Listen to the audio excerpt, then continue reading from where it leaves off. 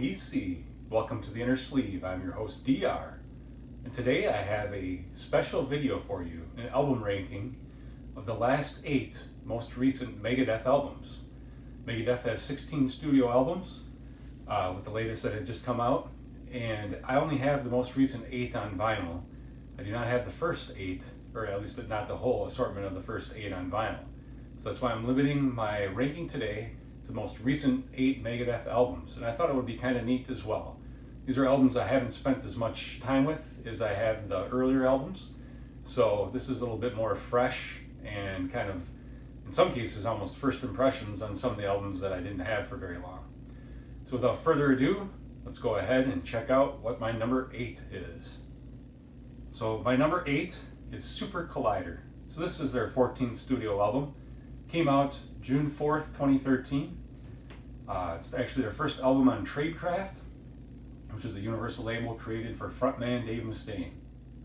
This is the first time that Megadeth had the same lineup as its predecessor album since 1997's Cryptic Writings. It was also the final album to feature drummer Sean Grover and guitarist Chris Broderick, who both departed in November of 2014. So obviously on this album we have Dave Mustaine. On guitars we have Chris Broderick, bass we have David Ellison, and drums we have Sean Grover. So I'm just gonna, for each of these albums, I'm gonna point out some of my favorite songs from the album, and then we'll move on and talk about each one. I don't want to spend a whole lot of time on each album. We'll try to make this go fast. So really on Super Collider, I don't have a ton of favorites. On side 1, I like Kingmaker a lot and Built for War, and then side 2, in my opinion, has a lot of forgettable songs. So I should say how I came up with my rankings. So I listened through again to each album. I rated each song from 0 to 5, and then I compiled the scores and averaged them based on the number of songs. And I did not rate instrumental songs, so I just eliminated that song from the ranking, and then only divided by -1 or whatever number of songs. So in this case, this album I gave a 3.39. Moving on to my number 7, we have United Abominations. This is Megadeth's 11th studio album, released on May 15th in the year of 2007. And on guitars we have Glenn Drover, bass we have James Lomenzo, and drumming we have Sean Grover, and obviously Dave Mustaine on vocals and guitar. So this album, let's see, favorite songs. Gears of War is an outstanding song on side A. It's the last song on side A. And on side B, A Tout Le Monde is obviously an awesome Megadeth song. I also like Sleepwalker on side A. I like other songs on it as well, but those are my top songs on the album. And this, for me, rated just above Super Collider at a 3.41 out of 5. I should probably show you guys the front of the jacket, the back of the jacket. I'm not going to take them out of the sleeves for this video though. Moving on to my number 6 in my ranking. This is Megadeth's 13th studio album, released on October 27th, 2011, and appropriately named 13. This for me was the surprise in this ranking. This is the one I picked up most recently and hadn't spent a lot of time with. I thought it would finish almost at the bottom, but it did finish 6 out of 8. And this one, I like on side A, we have Public Enemy number 1, Whose Life Is It Anyways? And then this is a 2 LP, so side B, for me, of the first LP was The Weak Spot.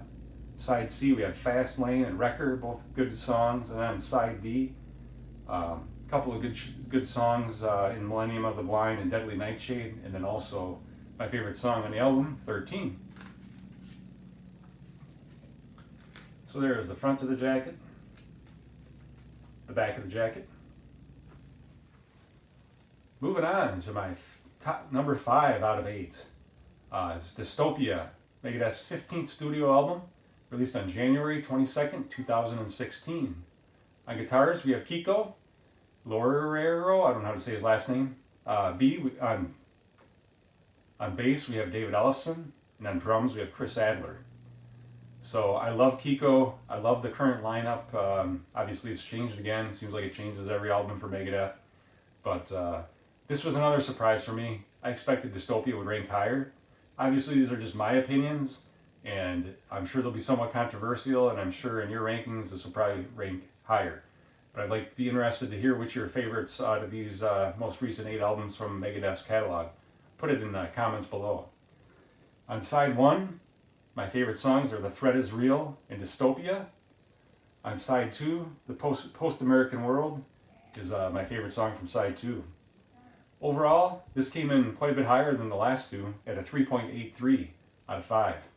In fact, this album and I think the next 3 were very close together, within 1/100th of a point between each one, which was ridiculous. So on any given day, listening to them again and ranking the songs again, I could completely flop this one and the next 3 albums. There's the front of the jacket, the back of the jacket. Moving on to my number 4 is The World Needs a Hero. This is Megadeth's 9th studio album, released on May 15th, 2001. So this was the first in the series of the last half of the discography. So it's interesting just to see where this falls on the list compared to some of the others. On guitars, we have Al Pitrelli, which I don't know if this might have been the only album that he was on. Bass, David Ellefson, and drums, Jimmy DeGrasso. So obviously Ellefson and DeGrasso have been on a few different albums. And then, of course, Dave Mustaine, lead vocals and guitar. On side 1, my favorite song is Disconnect. The World Needs a Hero I also like a lot. Motorcycle. So side 1 for me is pretty strong. And again, this is a 2 LP, so there's actually 4 sides. Side 2 is not too bad. I like 1,000 Times Goodbye. Burning Bridges are good as well. Side 3, Recipe for Hate, Warhouse. 5, Losing My Senses. So on side 3, I like all the songs kind of equally, if you will, all pretty decent. On side 4, Silent Scorn is an instrumental, so I didn't rate it. Return to Hangar, for me, I like it, but they're reusing Hangar 18, so to me it's like, come on guys, let's come up with more original stuff. Overall, I rated this a 3.84, so it's 1/100th of a point higher than Dystopia in my rating. Front of the jacket, back of the jacket. And I did keep my overall ratings probably a little lower than I might have otherwise, because I'm keeping it in context to the whole discography. Because eventually when I get the rest of them and I rate the whole thing, I gotta have ways to, I gotta have some room to go above, because a lot of those albums are gonna be in the 4s, almost to a 5 on the best ones. Moving on to my number 3, Endgame. This is their 12th studio album, released on September 15th, 2009. On guitars, Chris Broderick. Bass, James Lomenzo. Drums, Sean Drover. And Dave Mustaine, lead vocals and guitar. Favorite songs off of this album? For this album, it was interesting because I rated a lot of the songs kind of good, or excellent, but not outstanding. So it rated pretty high, but I didn't have as many standout songs as compared to some of them. On side A, we had 44 Minutes, which I like a lot. Side B, we had Endgame, The Hardest Part of Letting Go, Sealed with a Kiss, Head Crusher, How the Story Ends, all really good songs. So overall, my rating for this album was a 3.85, which was a whole 1/100th of a point higher than the one before. Here's the front of the jacket, the back of the jacket. We're down to 2 guys. Put your guesses below which one's number 1, if you can figure it out. Obviously, if you've been paying attention, you know which 2 are left. And we're going to show you what it is. My number 2 here is The System Has Failed. This is an outstanding album in my opinion. Again, only my opinion. The System Has Failed is Megadeth's 10th studio album. It was released on September 14th, 2004. On guitar, we have Chris Poland. On bass, we have Jimmy Lee Sloas. On drums, we have Vinny Calenti. So those were session musicians. So this album was basically almost all session musicians, except Dave Mustaine as the full-fledged band member, of course, on vocals and guitar. And but to me, this album turned out really good. So on side 1, my favorites off of side 1, Die Dead Enough, great song. Kick the Chair, another kick-ass song. And then The Scorpion is probably my favorite song on this album. On side 2, Something That I'm Not, excellent song.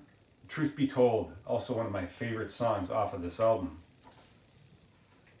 And then we have Of Mice and Men, another favorite song for me on this.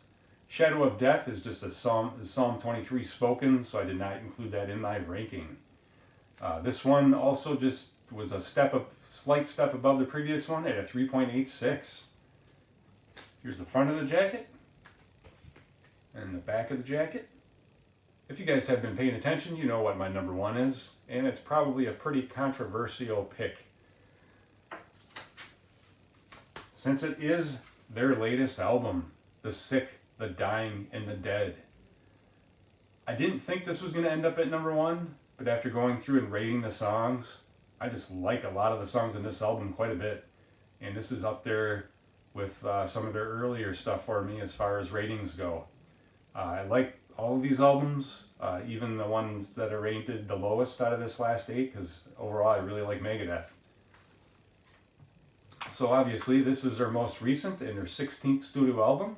It was released on September 2nd, 2022. On guitar we have Kiko, on bass we have Steve DiGiorio, who was just on bass for the album, did not actually tour with them, I don't believe. And on drums we have Dirk Verburen, which I believe this is also his first album with the band. So my favorite songs, so this is a 2 LP, so I'm going to have 4 sides to talk about. On side 1 we have The Sick, The Dying, and the Dead, Life in Hell, and Night Stalker. All 3 are really good songs. The Sick, The Dying, and the Dead is probably my favorite song on the album. Side 2, Dogs of Chernobyl, also one of my favorites from the album. The other 2 aren't quite as strong for me, Sacrifice and Junkie. Junkie's probably my least favorite song on this album. Side 3, we have Killing Time and Soldier On, both outstanding songs as well.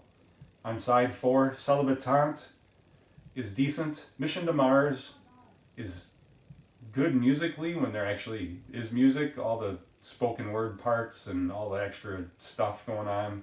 I really dropped that a couple of points or tenths of points because of it. And then probably one of my other favorite songs on the album is We'll Be Back, is the last song on side 4. Overall, I gave this a rating of 4.18 out of 5. Here's the front of the jacket and the back of the jacket. Well, there it is, guys. My ranking of the most recent 8 studio albums from Megadeth. I'd really be interested in hearing what your favorite ones are out of these 8 in the comments below. I hope you guys enjoyed the video. If you did, please like and subscribe. Keep those turntables spinning. See ya.